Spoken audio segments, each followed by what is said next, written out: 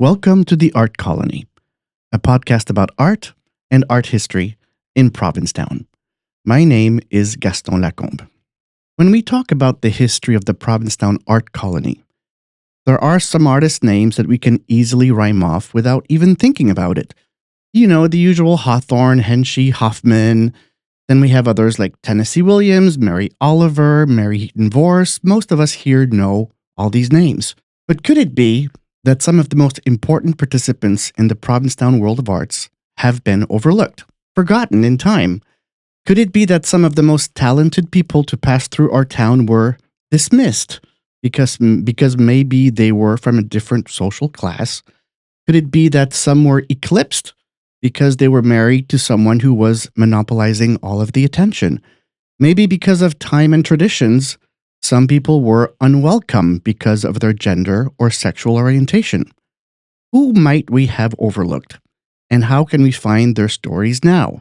Well, that is what my guest today does, bringing to light the stories of those who have been left in the shadows. So welcome, Regina Binder. Thank you very much. It's a pleasure to be here. Well, tell us, who is Regina Binder? Regina Binder. I actually go by Ginny because Regina just sounds so formal. Uh-huh.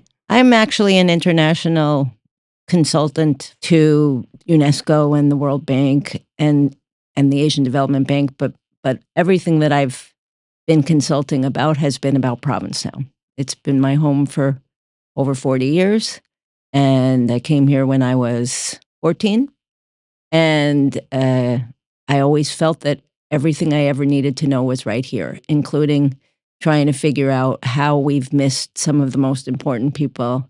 And the answer to that really is in expanding the definition of significance. So that's the sort of the motto of your work, expanding the definition of significance. Yes. Can you tell us more about that? Well, I mean, it's an interesting concept. I started out after graduate school, or actually between the first and second year of graduate school, my master's degree is in historic preservation, planning and conservation specifically, but I was taken as a summer intern at the Park Service here at the National Seashore, and I was asked to document the dune shacks because they were going to be torn down. And they gave me a 4x5 camera, and they gave me a tripod, and that was about it. And I'm not a photographer, and walking out there with that kind of equipment was not easy, but I did it every day for a month. And I thought, why are they tearing these buildings down? They have such a cultural meaning to the community, but they're not considered significant. And I think that was really the germ or the seed of how I've spent my career. And tell us more about that project that brought you here.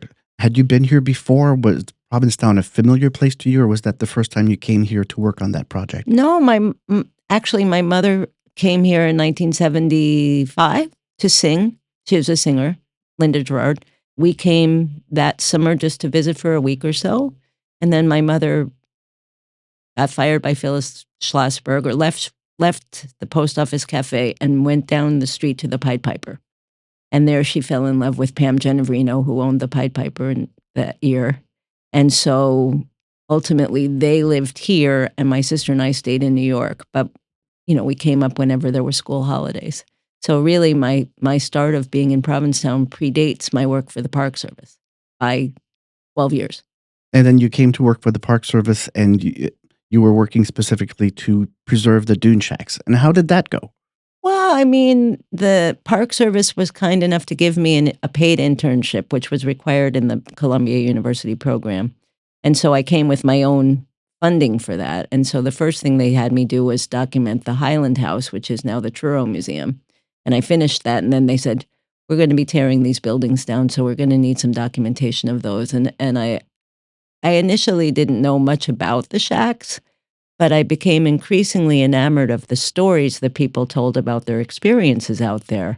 And I think it was the first time I really understood the concept of intangible cultural heritage. And the Park Service was sort of, at that time in the this is 1989, was, defined significance strictly by three criteria. Number one, an important historic event occurred. Number two, a famous person lived there. Or number three, it was of architectural significance. And that frame which was started in the, Marsden Fitch and, 30, 40 years before I was in school, tightened the concept of what historic preservation should really be about. And I went back to Columbia for my second year and I said, I want to do my master's thesis on this. And they said, no. And I said, what do you mean? I'm paying to go to this school. This is what I want to do. I think it's important. And they said, well, you'll have to put a lot of the conservation science in there. So I had to do sling psychrometry and all this stupid chemical stuff.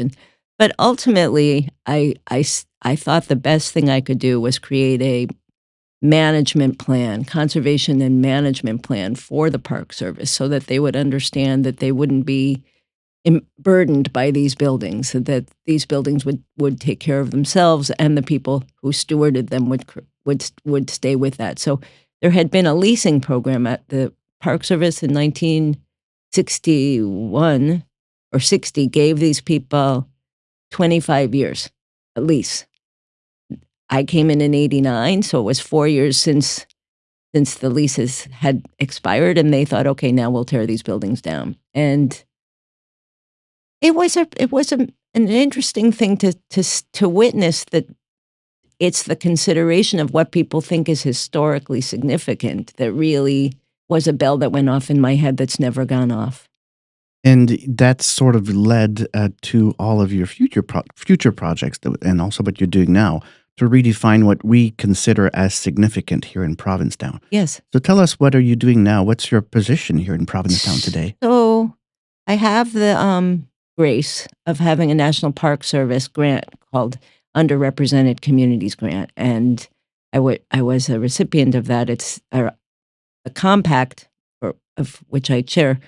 I had them apply because it was not for profits So or this allowed. is the Provincetown Community Compact. Provincetown Community Compact. We run the Swim for Life. We do all those things, but we are a 501c3, and 501c3s were eligible for receiving these funds. So I had a supply, and we got it. And it's a 2-year project, and it ends in March of 26. We're compiling research.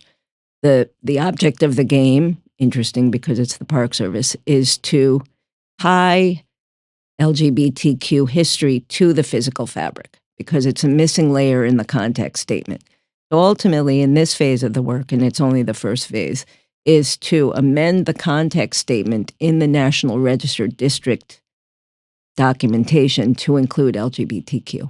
And it's just so much fun. So what sort of stories are you looking for there? How do you then link these LGBT stories to physical properties that you can then link to the national park? It's not easy. Yeah. This is not well documented, and thank goodness for my senior researcher, Marty Ristine, who is using a lot of academic work, theses and master's work, and very current 2020 to 2025. And this is starting to emerge. Research of this kind of information is difficult for several reasons. Number one, people didn't call themselves gay. So you have to use all these coded words to try to find these people. Then you have to tie them back to a physical location. And, Provincetown has traditionally been a transient community. So some of these people appear in multiple locations. So, one summer they lived at this place, one summer they lived at this place. So it's a bit of a jigsaw puzzle. But, as I've been finding out from 1900 to 1940, the East End was a dominant area, especially for women. So, I've been able to document from say 600, from Allerton Street to Howland Street, probably 15 buildings where LGBT women, lesbians lived and were not closeted. So tell us some stories then about these ladies of the East End. This is the 1920s and 30s? 10s, 20s, and 30s. Okay. Tell us some stories that we haven't heard before. Tell us of some of the people that we have overlooked. Well, I mean, the house that I've fallen in love with let's start with Mary Pine. Have you heard of Mary Pine? I have not. So Mary Pine was in the circle of people with Eugene O'Neill, but she was not well known. She was marginalized. And this happens in a lot of the time. If you look at somebody like Frank Lloyd Wright, or you look at somebody like Le Corbusier, they often had accolades that just, they saw them as muses, but actually they were doing most of the work. So in the case of Mary Pine, she was more than just a pretty, apparently she was quite beautiful, pretty woman who was the wife of or girlfriend of Djuna Barnes. And people have heard of Djuna Barnes, but they've never heard of Mary Pine. In fact, it was we who discovered that Mary Pine was actually published, because it had always said that she hadn't been published and she was just sort of a groupie, and she wasn't. Her poems were in McClure's magazine, and she's lived in Provincetown mostly at 577 Commercial Street, which is an interesting address to call significant, because if you know what building that is, we call it Garbage Gables. Okay. It's the one with the parking that's perpendicular to the street on the south side of the street. Was redone by Robert Teeger. But but it's funny because it wasn't called Garbage Gables because it's hideous. It was actually called Garbage Gables because there were a pack of near queer and queer people who the owner of that property, his name was Francis, yet let all these people stay there in a kind of collective living space and would sleep on the floor and everything else, so that garbage would pile up. So that's why it's called Garbage Gables, even though to many of us who moved here in the 70s, it was like, boy, that's hideous.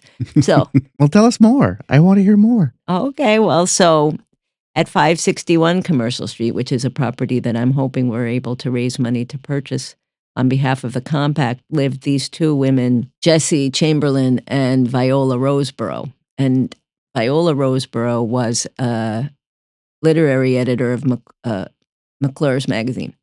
And she was responsible for discovering people like Willa Cather. And she and Jessie both participated in these salons in New York and Paris that allowed them to start thinking about having a salon similar to that here in Provincetown. So they hosted a weekly salon for women to discuss, in a civilized way, because these salons were really a bastion for progressive ideas and modernist thinking. And so on a weekly basis, they hosted these. And the most fun thing that I found about them so far is that in the deeds, because they go back and forth, they keep trading the property back and forth. I don't know if that was for financial reasons or whatever, but every single time it says, Jessie Chamberlain, unmarried, Viola Roseborough, unmarried, and it's handwritten. If you've ever seen old deeds, they're handwritten. And so, that kind of documentation is really the center of this kind of work. But for me, it's the story of bringing people who've been invisible out into the light. Another property I saw on the website that explains this project is they're not women, but they are some of my heroes, Charles Demuth and Marston Hartley, and that was at 592 Commercial. It's funny, I was just at the Museum of Modern Art in New York just a few days ago, and I saw that they were hanging Marston Hartley and Charles Demuth on the same wall together. I cried. I absolutely cried. But yes, they have a connection to Provincetown too from way back in the 19-teens. Right. So that was John Reed's house. If you know that John Reed was that movie Reds. I don't know if you ever saw the movie Reds in 1980 when it came out. So he and his wife had that house, and they let Marston and Charles stay there, as they did many people. So that house has incredible provenance, really. And yes, I'm a big fan of Charles Demuth myself. And he was here more than Marston Hartley, from what I understand. Can you tell us a bit more about his history here in Provincetown? Well, I mean, his history in Provincetown really had to do with his ability to understand the built environment in a modernist way, and I think he took great pride in articulating it in a way that really got us away from the American Impressionism and toward a more progressive approach. I really enjoyed that the work that they have on the wall right now at the Museum of Modern Art in New York is two works from Provincetown, and they Oh, are called Provincetown, both of them. I took pictures, I put them on our social media page. But yeah, so we have a lot of these important LGBT artists that have spent time here, but a lot of them we don't remember. well, I think history has a way of it's almost like a feedback loop. You hear the name, so you say the name, and then you hear the name and you say the name. And so the people who haven't risen to the surface previously continue to be unheard. And one of the reasons that we have to expand the definition of significance and look into who these people are is because there are so many people who would relate to these people if they actually knew they were there. None of us can say we're ever going to be Eugene O'Neill. None of us is going to ever be able to say, "Oh, I'm Mary Oliver," So, but who else was here, and how did that foundation of creativity really shape our community? That's part of the theme that I'm really trying to draw out. I understand the Park Service wants me to say, "Okay, it's 592 lived this one, at 577 lived this one, at 561 lived this one." But our identity has been flattened, in my opinion, by just promoting ourselves as an LGBT gay resort when there's so much intellectual depth to the people who lived here over the last 100 and some odd years. Not only intellectual depth, but very forward-thinking economic theory, very forward-thinking psychology, very forward-thinking ability to I mean, the concept of co-living, these people were doing it 150 years ago, or at least 125 years ago. I mean, they lived collectively, they worked cooperatively, they saw each other in a way that was of collegial and of the kind of civil discourse that's missing in our society today. They didn't always get along or agree, but there was this concept of coming together to think collectively, and I think that's a piece that we know in our DNA as Provincetown residents, but we don't articulate it often enough. And when you talk about working together and sharing economies together, you bring up also the Provincetown printers. Oh, yeah. This is also a group that was very active here in the early 20th century, but that was sort of forgotten for a little while, but now we're rediscovering them. Tell us more about your work researching the Provincetown printers. I have to say, being a woman in a town that's largely male now and definitely male dominated, to see how interesting these women were in finding ways to do things that they had been excluded from because men thought it was too difficult, right? So they used things like wooden spoons and watercolors to make these prints, and in each one they had a particular style that allowed them to say that this was an original piece because they changed the palette of the watercolor. But what's really cool is they created a market, and they saw the opportunity as after the Portland Gale and as the declining fishing industry, that they could look to a new revenue stream for themselves. They worked together. Blanche Lizelle was really the CEO, in many ways, and at 351A, which unfortunately was torn down, it was condemned. It wasn't maintained, and the people who bought it, the building commissioner at the time asked them to tear it down, not realizing the significance of this building. Somebody probably could have picked it up and moved it. It was a fish drying shack, on the property of 351A Commercial Street. But so Blanche Lizelle was like the mastermind of this because she figured out how to weave her work and the work of her colleagues in the Provincetown printers into the tourism economy. And not only did she do that, and she had the benefit of having a stipend from WPA during the Depression, so she had a little bit of money coming in. What's WPA again? Work Progress Work Progress Administration. Administration. You're better than I am. So it's all right. They, murals, all this. In New York, they have them in Rockefeller Center. You've seen, they're great. Diego Rivera. Yeah, Yeah. all that kind of stuff. But so she was doing that here. And then ultimately the WPA did hire her as a contractor to do murals in New York and other places. But the thing that I love about this story of the women printers is that it's a model for cooperation. They work together collectively. they didn't see themselves as isolated or competing with one another, and they supported one another. And, somebody like Mary Pine, who, was polymorphic from poet to artist to actress to set designer, was also in this group. And when she passed, her wife was able to then continue to have Mary's prints sold and continue her legacy in that way. So, my feeling about the women printers isn't just the art; it's the concept. So, I don't know if you know that Blanche Lizelle and others went to teach people this in other communities. So it wasn't just in Provincetown; it was somewhere that people started here, might have seen something here, and then she went off and taught them how to do it in other locations. So, I mean, it almost became what we would call a national brand in those days. So it's just a phenomenal story. Do you think that these women who came together to become the Provincetown printers sort of did it because they felt excluded from the male dominated ranks of the Provincetown art community, which was based very much on oil painting? Do you feel they felt left out and therefore they created their own little community?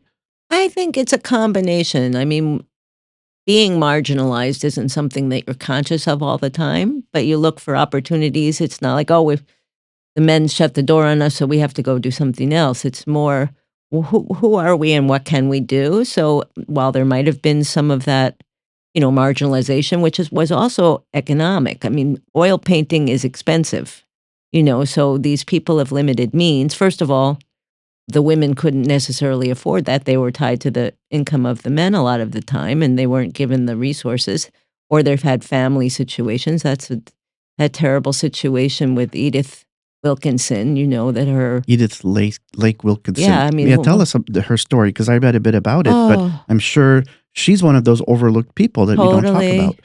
So tell us about the story of Edith Lake Wilkinson. Well, Edith Lake Wilkinson was here in Provincetown.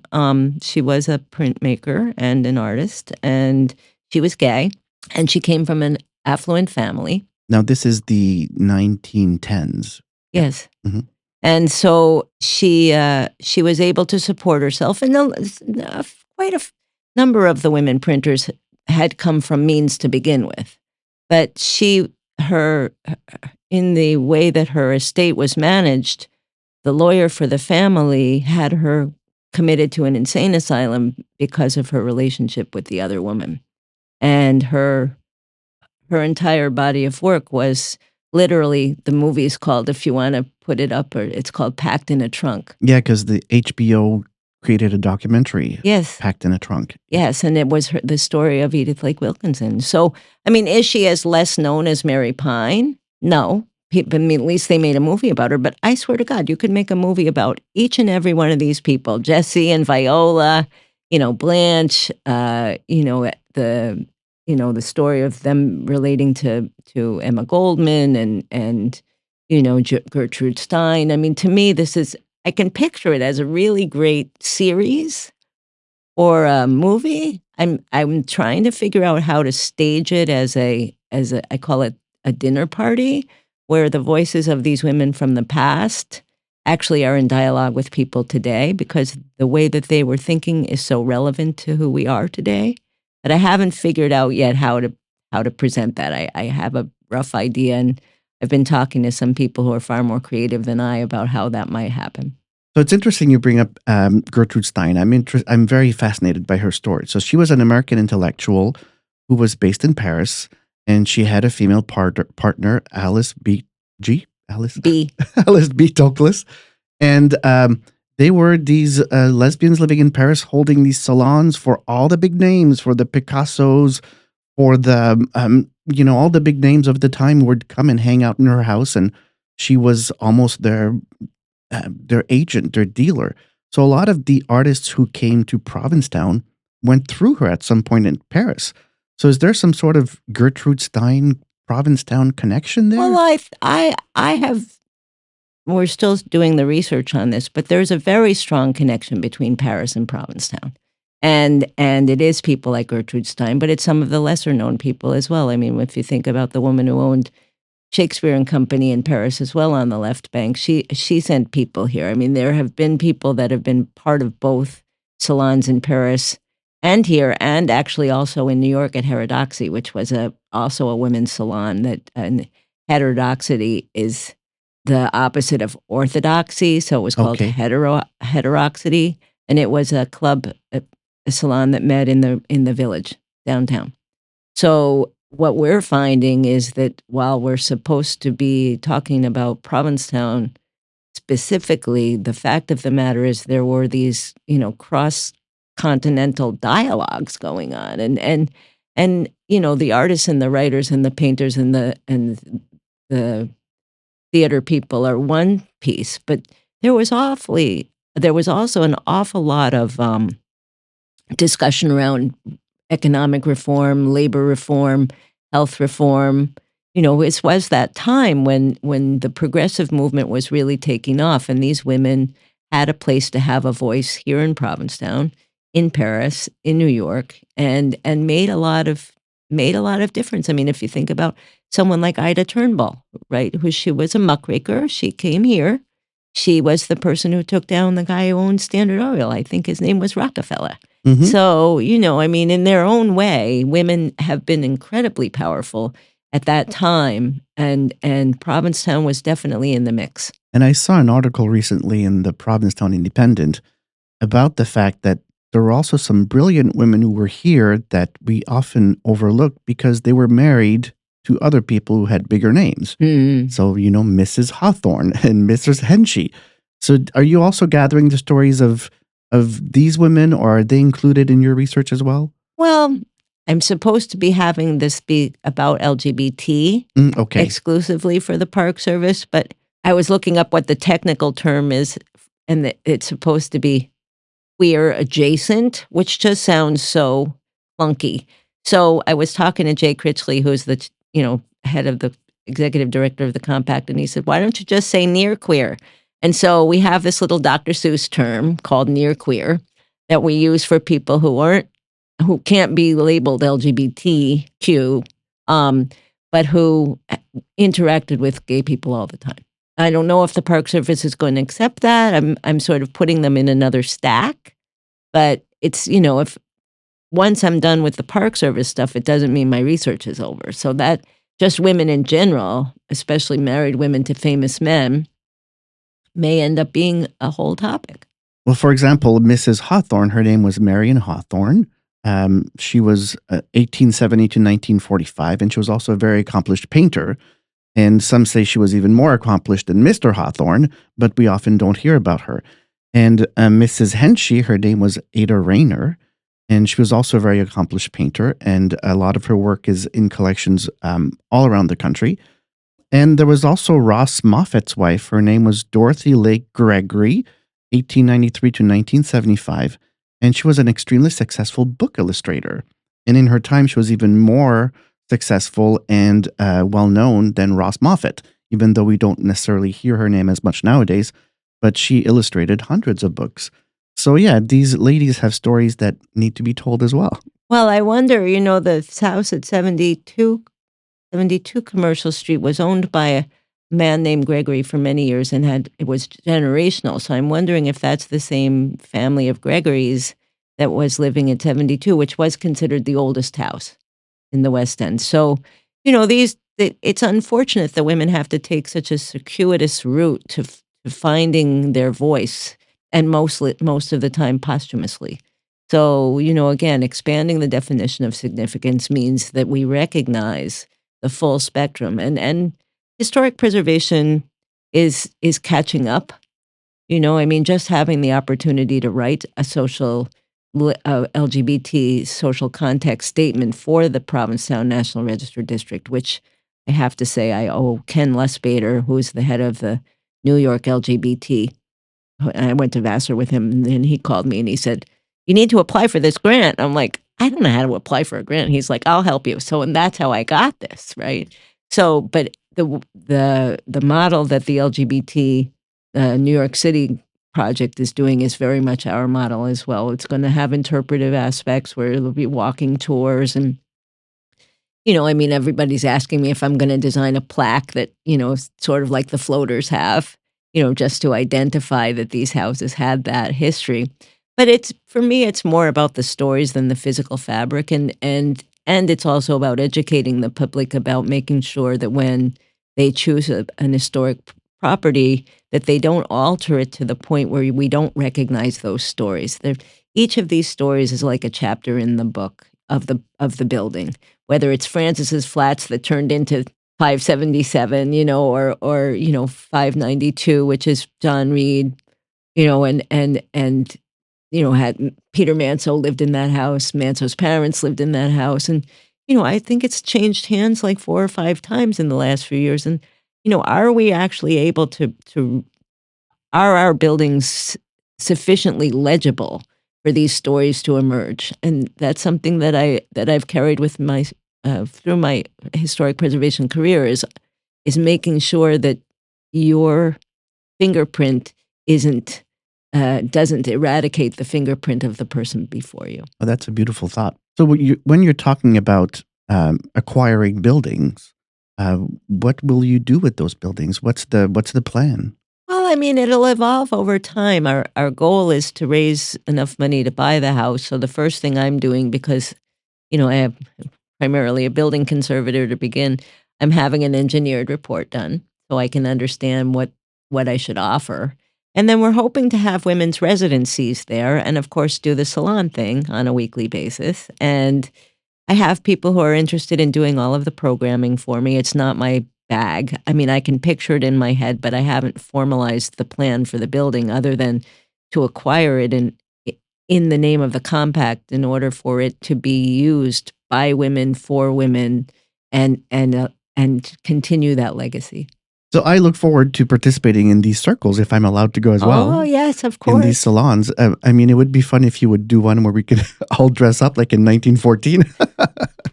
Well, I was thinking about, when I was fortunate enough to have been the project manager on the Commons project, and it is that that concept and that what they've done there does harken back to these women at that time. I mean, very few people would ever make that connection, but that's pretty much what that co-working space is. Same with the artist studios, so the concept of sharing, the concept of community care, the concept of civil discourse, the concept of economic ingenuity and forward thinking is much more who we are in Provincetown than just, Bear Week and Carnival. Oh, absolutely. And that's one of the main reasons why I eventually moved here and settled here because I felt there was a really dynamic cooperation and interaction within the artist community.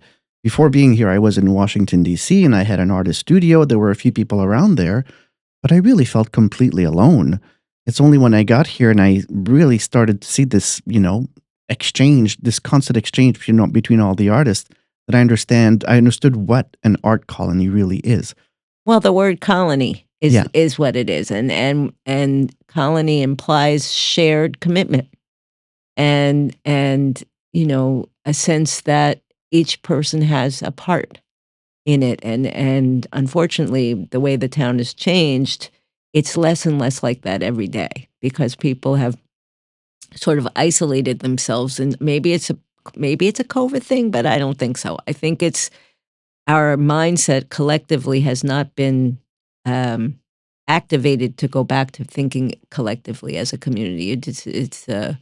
I think you and I are like that. We're collective thinkers. We're community minded. I think for a lot of people, it's a difficult concept for them to understand. So part of the expanding the definition of significance will include the concepts that we're talking about in terms of shared commitment and collective memory. And so what's coming up for you?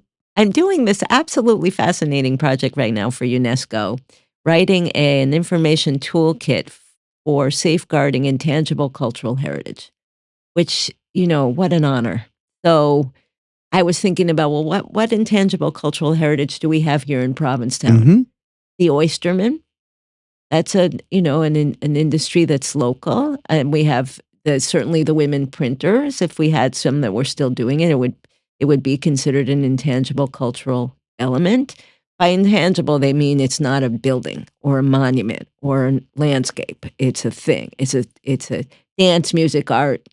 All of those fit into that category. And I just happened to see the call for proposals on that a few weeks ago, and I wrote in and I said I would be very happy to do this, and they picked me. My client is the Southeast Asian, the Asian office of UNESCO, so it's a 12-hour. Her name is Han, and it's 12-hour time difference. So sometimes I have to get up in the middle of the night because I see in my phone that she wants something. So the last few nights I've had to get up at 2. But that's what's next. And then, just I'm just so proud of the work that we're doing on the LGBT stuff with thanks to Marty Ristine and others. It's really, people are going to find it quite groundbreaking. And hopefully we'll continue to the next phase, which would be actually writing the nominations for the individual buildings to be listed individually rather than just within the district. But that's, pending funding from the Park Service on this topic. Yeah, we're in times when we can't really rely on financing No. from the Park Service. No, I mean, especially about this topic. I mean, I don't know if you know the Generations Project, but they just lost and their their NEA money Yeah. out the window. And, I just every time we have a report that's due to the Park Service every 6 months. It's due October 31st this time, and I wrote it ahead because I have to go to Barbados for work on Tuesday, and I just for a couple of days. But I said, check to make sure there's still, let's take the money out now. We're close to finishing, and if they lost their money, we might be next. Yeah, the Generations project, for those who might not know, is an oral history project that aims to document the histories, the lives of LGBTQ people in Provincetown. And they have these wonderful events once a year where they do live oral history recording. So they put people on stage to discuss a specific topic. I remember 2 years ago it was women-owned inns. Yes. And oh my God, we laughed so much. There were all these people telling stories, and this is all recorded and preserved for people to listen to in the future. So the Generations Project is doing fantastic work in preserving the memory of Provincetown, of queer Provincetown. And you're part of that, preservation thrive as well. That's Well, not a it's word. interesting Preservation push as well. Well, I mean, it's I don't know if it's coincidental or what, but Adam and Wes came to interview me and my twin sister about our mother and the bar because it's an important piece of Provincetown history. That's the Pied Piper. Bar. Well, it was called the Pied Piper, and then Okay. we sold it in '87. And Susan Webster bought it, turned it into Pied Bar, and then Leah Delaria bought it and turned it into the club. But the memory that people have, because this was a time when women were not out, and they were, many of them were, one dressed in a dress and one was dressed in a suit. No cameras allowed. My mother was sang there, but she also owned it. So she's a whole nother story. But they captured that. Adam captured my mother's story with me and my sister a couple of weeks ago. But it's the story of, so that's Provincetown in the 70s. And so those people are getting sick and dying, and Wes and Adam are just determined to pick up as many stories as they possibly can. And it is great work, and people are delighted to talk about it because it's a time that they remember fondly. And in terms of your work, where will people be able to see the results, the studies, the articles? Is there a web page or something else that will be coming out? I haven't decided. I mean, Marty, who I keep mentioning, I couldn't do any of this without, is retaining a library for us, and so we'll see how we want to use it. I think, I think very visually. So I think some of this should be, mass, available on channels on the internet or just staged as events just to trigger people's memory of it. But we also will have walking tours and other things like that right away related to the physical fabric. And then ultimately, hopefully, it'll be a body of work that will continue to grow once we're done with this part. Well, I think it's extremely valuable work that you're doing. And on behalf of the whole community, we thank you for doing all this fantastic work. and I can't wait to hear more about it. But it opened a lot of new questions for me, and probably for a lot of our listeners as well. You know, a lot of names, a lot of addresses, a lot of events. We want to know. We want to know more. So thank you so much for joining us today. This has been a fascinating conversation, and good luck with all your research. Thank you so much. And thank you all for joining us today.